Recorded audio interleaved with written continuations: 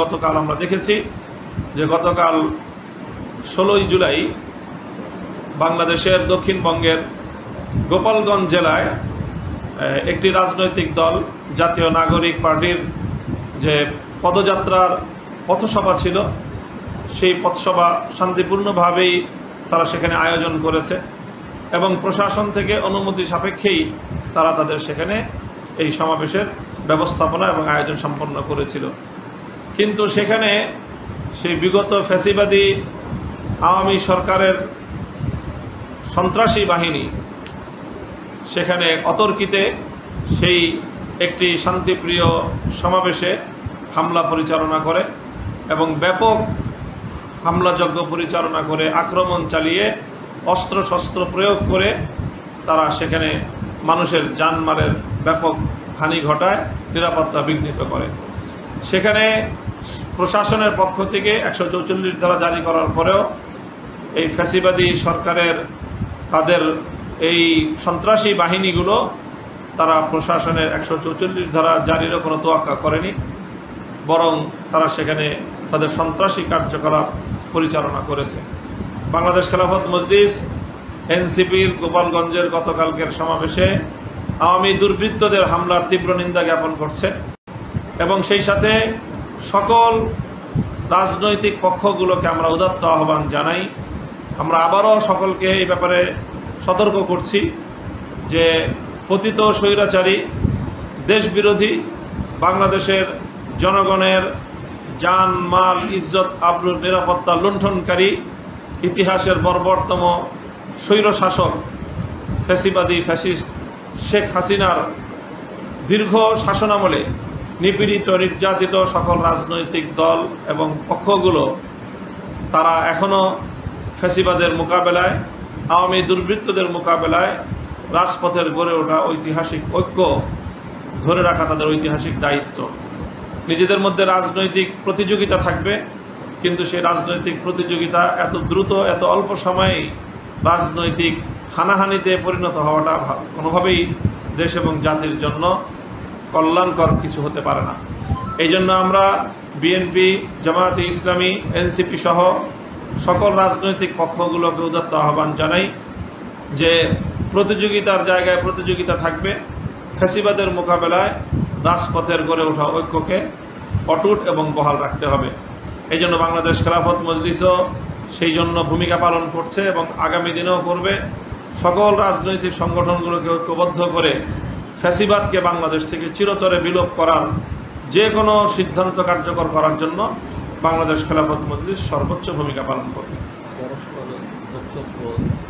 সেই সাথে আমরা লক্ষ্য করছি যে বিভিন্ন রাজনৈতিক দলের নেতৃবৃন্দ পরস্পর বিরোধী বক্তব্য দিচ্ছেন, আক্রমণাত্মক ভাষায় তারা বক্তব্য দিচ্ছেন, রাজপথে অশালীন নানা স্লোগান এবং অশালীন বক্তব্যের মাধ্যমে দেশের রাজনৈতিক পরিস্থিতিকে এটা বিনষ্ট করা হচ্ছে, কলুষিত করা হচ্ছে।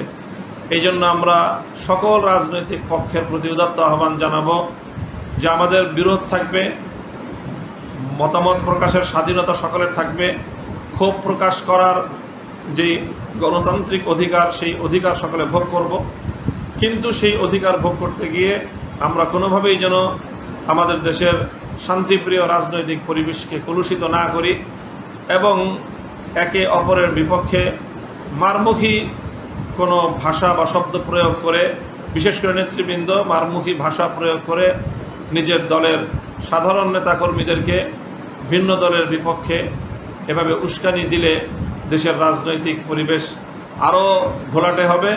সেই ক্ষেত্রে দেশের জন্য এবং নির্বাচন যেই আমরা আমাদের যে আসন্ন জাতীয় নির্বাচন আমরা পরিবেশ সৃষ্টি করতে থাকলে এভাবে এর বাইরে আমরা আরও দুটো বিষয় আজকের এই সংবাদ সম্মেলনের মাধ্যমে আপনাদের মাধ্যমে আমরা যাদের সামনে তুলে ধরতে চাই। প্রথম বিষয় হলো চলমান নির্বাচন ব্যবস্থা নিয়ে যে বিতর্ক, পিআর পদ্ধতি না চলমান পদ্ধতি, সেই বিষয়ে বাংলাদেশ খেলাফত মজলিস তার ভারসাম্যপূর্ণ একটা রূপরেখা জাতির সামনে উপস্থাপন করেছে। ইতিমধ্যে আমাদের স্পষ্ট প্রস্তাবনা হলো নির্বাচন ব্যবস্থা সম্পর্কে যদি সংসদে উচ্চ কক্ষ সাব্যস্ত হয় এবং সেটা সিদ্ধান্ত হয়, সেক্ষেত্রে উচ্চ কক্ষে আমাদের মতামত হলো সম্পূর্ণ পিআর পদ্ধতিতেই উচ্চ কক্ষের সংসদ গঠিত হওয়া। আর এই উচ্চ কক্ষ হোক বা না হোক, নিম্ন MMPR অর্থাৎ এই মিক্সড মেম্বার এই পিআর প্রপোর্শনাল রিপ্রেজেন্টেশন যে পদ্ধতি, সেই পদ্ধতির প্রস্তাবনা আমরা করেছি।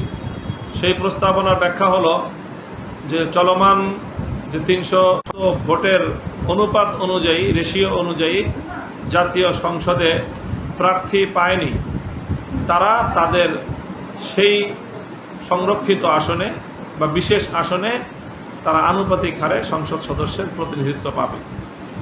এটা স্পষ্ট দৃষ্টান্ত হলো এমন, যদি কোনো দল জাতীয় নির্বাচনে অংশগ্রহণ করে তারা সরাসরি ভোটে 150 আসনে বিজয়ী হয়, অর্থাৎ তারা সংসদের 50% আসন প্রাপ্ত হয়েছে, তাদের প্রাপ্ত ভোট যদি আনুপাতিক 50% হয়ে থাকে, তাহলে বিষয়টা তো 50% ভোট তারা পেয়েছে, কিন্তু 150টি আসন অর্থাৎ 50% 50 ভাগ আসন তারা পায়নি, বরং তারা তার চেয়ে কিছু কম পেয়েছে। যেমন তারা 140টি আসন পেয়েছে, কিন্তু তারা আনুপাতিক হারে কাস্টিং ভোটের 50% ভোট তারা পেয়েছে। তাহলে সেই ক্ষেত্রে তাদের 50% জাতীয় সংসদে প্রতিনিধিত্বের জন্য আরও 10টি সংসদীয় আসন তাদের প্রাপ্য হয়, সেই 10টি সংসদীয় বিশেষ আসন তারা প্রাপ্ত হবে।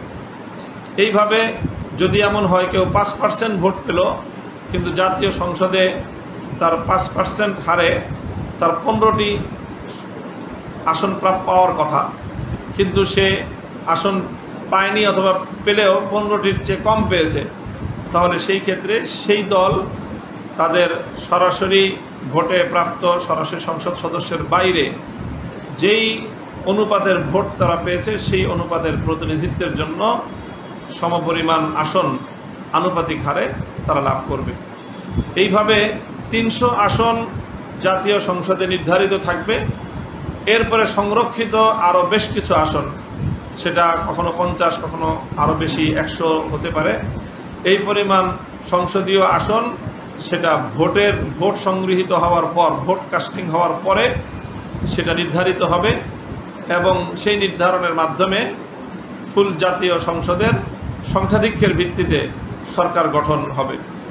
এটা হলো আমাদের প্রস্তাবনা, যেটা মিক্সড মেম্বারশিপ রিপ্রেজেন্টেশন যে পদ্ধতি, এই পদ্ধতির সুবিধাটা হলো অনেকগুলো। তার মধ্যে প্রধান সুবিধা হলো যে বর্তমান যে চলমান যেই নির্বাচনী ব্যবস্থা, এর মধ্যে একটা শুভঙ্করের ফাঁক রয়েছে, সেই শুভঙ্করের ফাঁক দূর হবে এবং এর বিকল্প পদ্ধতি হিসেবে পিআর পদ্ধতির যে সমালোচনার দিক, তার যে দুর্বলতার দিক, সেই দুর্বলতা থেকেও রাষ্ট্র এবং সংসদ মুক্তি পাবে। বর্তমান প্রচলিত নির্বাচনী ব্যবস্থার যে শুভঙ্করের ফাঁক বলছি আমরা, সেটা হলো এই যে বর্তমান প্রচলিত নির্বাচন ব্যবস্থায় জাতীয় সংসদে মূলত ম্যাক্সিমাম ভোটাধিকার প্রয়োগকারী ভোটারের প্রতিনিধিত্ব জাতীয় সংসদ নিশ্চিত করে না, বরং অর্ধেকের চেয়েও অনেক কম ভোটারের রিপ্রেজেন্টেশন হয় জাতীয় সংসদে। দেখা গেছে, আমরা যদি তুলনা করি 2001 অথবা 2008 সালের জাতীয় সংসদ নির্বাচনে এক একটি দল 230 অথবা 270-এর কাছাকাছি আসন তারা পেয়েছে, অথচ তাদের প্রাপ্ত ভোটের অনুপাত ছিল সর্বোচ্চ 35% বা 40%-এর কম, আর তার বিপরীত দিকে ভোট ছিল 60% বা 65%। তো তারা সর্বমোট সাকুল্যে 35% ভোটের প্রতিনিধিত্ব নিয়ে সংসদ এবং রাষ্ট্রের নেতৃত্ব দিচ্ছে, আর তাদের বিপরীতে 65 থেকে 70% যারা ভোটাধিকার প্রয়োগ করলো, তাদের ভোট এবং তাদের মতামতের কোনো মূল্যায়ন চলমান যে ব্যবস্থা, নির্বাচনী ব্যবস্থা, এই ব্যবস্থাকে জনগণের ব্যবস্থা বলা হলেও আসলে মূলত মাস পিপল, অধিকাংশ জনগণ, অধিকাংশ ভোটাধিকার প্রয়োগকারী, তাদের কোনো প্রতিনিধিত্ব বর্তমান বিদ্যমান ব্যবস্থায় নিশ্চিত হয় না, বরং সংখ্যাগরিষ্ঠ ভোটাধিকার প্রয়োগকারীর প্রতিনিধিত্ব এখানে থাকেই না। সংখ্যালঘিষ্ঠ ভোটাধিকারের প্রতিনিধিত্ব জাতীয় সংসদে হয়।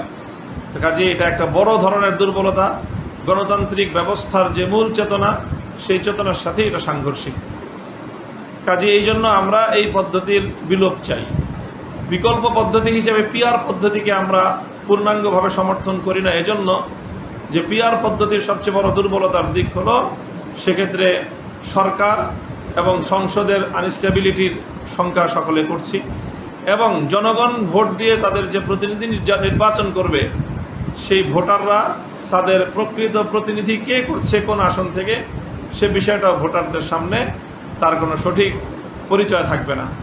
এই সকল দুর্বলতার দিকগুলো থেকে মুক্ত হয়ে আমরা যে মিক্সড মেম্বারশিপের যেই পিআর পদ্ধতির প্রস্তাবনা করছি, সেখানে 300 আসনের প্রত্যেক আসনের সরাসরি এলাকার জনগণের ভোটে নির্বাচিত সংসদ সদস্য জাতীয় সংসদে প্রতিনিধিত্ব করবে।